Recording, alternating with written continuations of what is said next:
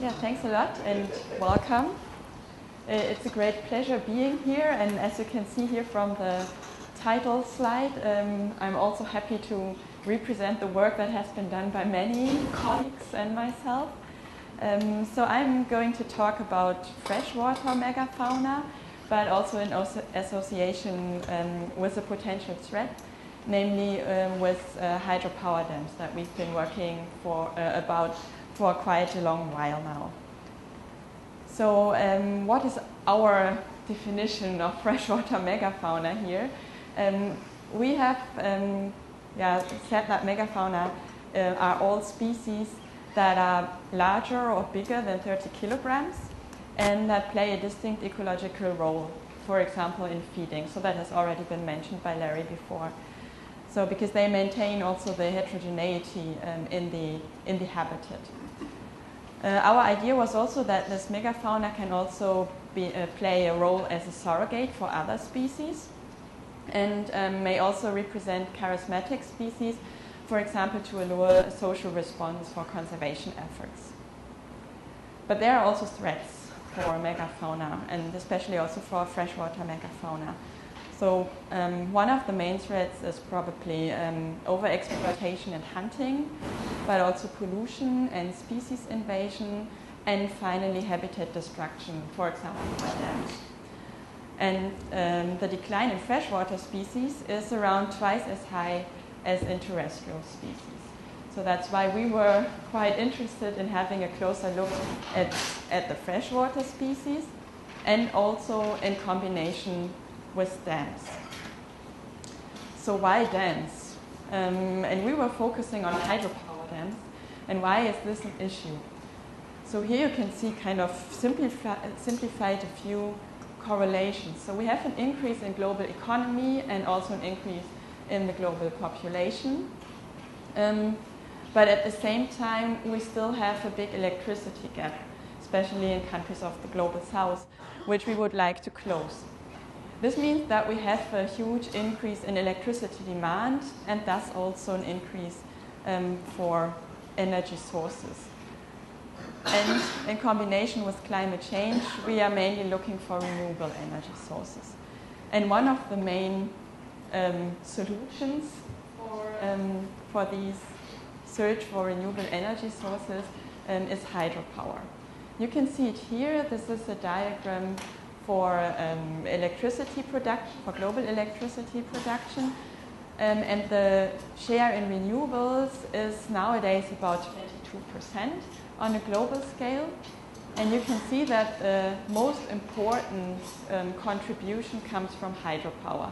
Like almost 80% of the renewables are provided by hydropower production. And hydropower has a lot of benefits. So for example, it's a flexible and decentralized electricity production.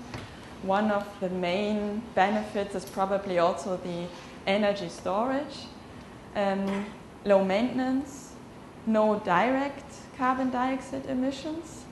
And then we have additional benefits in combination to hydropower production, like flood control, but also recreational purposes or aquaculture.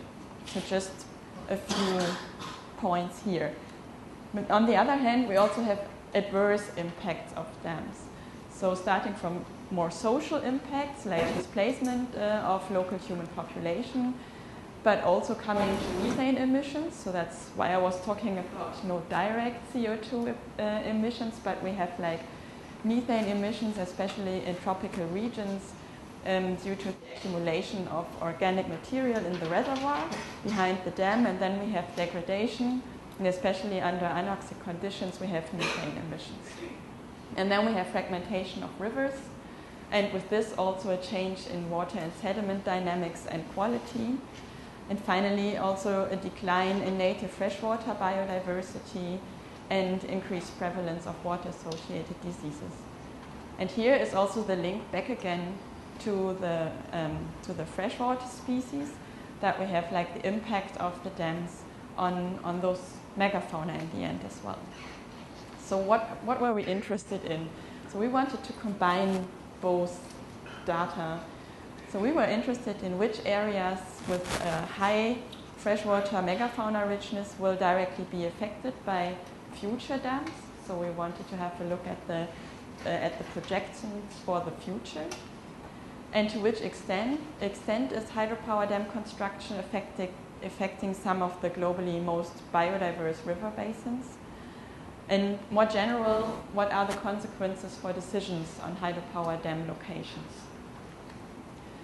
So I will start with this first objective to check which are the areas which might be the most affected. What did we do? So first of all, we collected data on spatial distribution of freshwater megafauna as umbrella and flagship species, and we considered the categories extant and probably extant. And on the other hand, we had information on future hydropower dams, so we collected data within a database for future hydropower dams that are larger than 1 megawatt.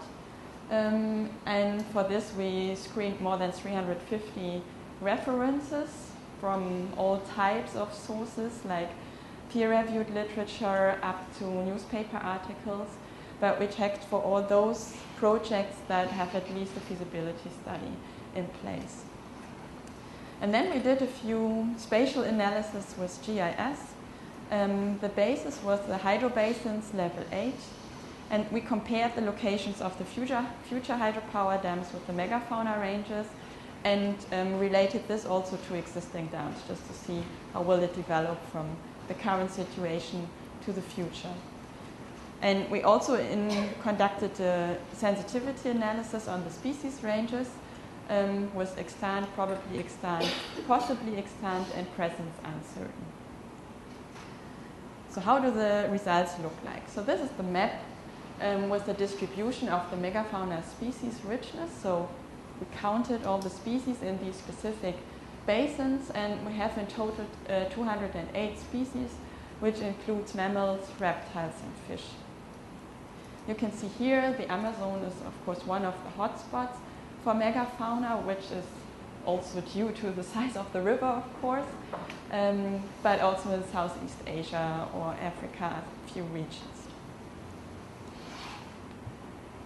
So we have in total a co-occurrence of 23 species, and then we have mammals, reptiles, and fish, and of course the highest abundance of fish species here in freshwater. And here in this diagram here, you see a little bit of the area that is inhabited for megafauna species. And here you can see the megafauna species number, and here it's the fraction of the area that is inhabited by this number.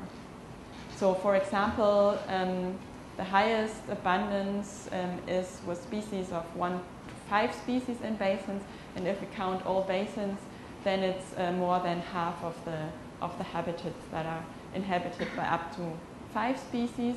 And of course you can see that species-rich regions are a lot more rare. This is just important to compare it then with the distribution of the hydropower dams. And this is an animation. I will start it right now. But you will see existing dams in blue and then upcoming future dams in red. And the size of the dots will give you an indication on the size of the dams. So with the existing dams, you can see that we have a huge distribution in the northern part, so in the US, but also in Europe. And then with the future dams, we can see a shift to South America, but also to Africa, Southeast Asia, and also the Balkan region here. And in the next step, we then combined this data set with the megafauna data set. So just to remind you, this here is now just kept in green, just to distinguish between the dams also. But the darker the green, the more species are living there. And if you then take a look at the number of dams that are already existing, so here we consider all dams for all purposes, not only hydropower. You can see already a huge overlap in the northern parts of the world. And if we add the future dams, then you can see that we have like a shift also to regions with a high species richness in freshwater megafauna. So on a globe, this is a little bit blurry because you don't see so much. That is why I just took out one example catchment, the Amazon catchment here, with a maximum species richness of 23 species, so the dark green areas here, for example. And then you can see again the location of dams. So the white one are the existing ones, and then the red ones are the future dams, so that where we have plans for or that are currently under construction. And here we can see a huge overlap also with the future dams with species-rich areas. In total, there's a number of almost 370 dams that are planned or under construction, providing like about 180 gigawatt. And just next door, so in Europe, we have the Danube Balkan region. And of course, this is, in comparison to the Amazon, a much lower species richness, but still we can see here a co-occurrence of up to 9 megafauna species. And again, we can see a huge distribution of future dams that are currently planned in this region. And they are again smaller, but the number is higher. And in total, we have like 18 gigawatt. So what does it mean? So here is a little bit of a quantification of this figure in the end. So you can see here the megafauna species number, and then here the percentage gives you an idea on how much of the fraction of the habitat will be affected by dams. So we have in yellow the existing situation with dams, and the gray one is the combined, so the existing dams that will still be existing, and the additional future dams. And you can see a broad distribution, and also that in the future, also the regions with the highest species richness will be affected. And if we now think about like just the areas with the highest species richness, this would only tackle like 17 future dams with only 5% of the capacity in the Balkan region. So which means if we rethink the dam location here, we might even reduce the pressure on these species-rich areas in this basin. And of course, this biodiversity or the species richness aspect is just one in the whole hydropower issue. So we are thinking in a broader context also about interdisciplinary and integrating aspects into the planning of hydropower locations and also hydropower operation. And this is actually what we are currently dealing with, and one of these aspects is also the freshwater megafauna. So there are still a few questions remaining. So what we just tackled here was the direct impact. So we just had to look at the location of the dams directly in a specific basin, but we did not consider any upstream or downstream impacts for these species. So especially for migrating species, this might be a huge difference. Then another question is, what is the impact of secondary infrastructure? And with secondary, I mean just infrastructure that is required or follows the construction of hydropower dams, for example, roads or cities. And of course, in the end, I mean, this is just an indication that there might be an overlap of these species-rich areas and dams, but how can we associate really the species loss to the multiple and cumulative potential threats, of which one is the hydropower dams? And more generally, how can we develop an integrated assessment of ecological, social, and economic risks to improve, in the end, sustainable hydropower construction and also operation? And with this, I would also like to thank a few students who supported us in building up the databases, and also the Ministry for Science, Research and Culture for funding.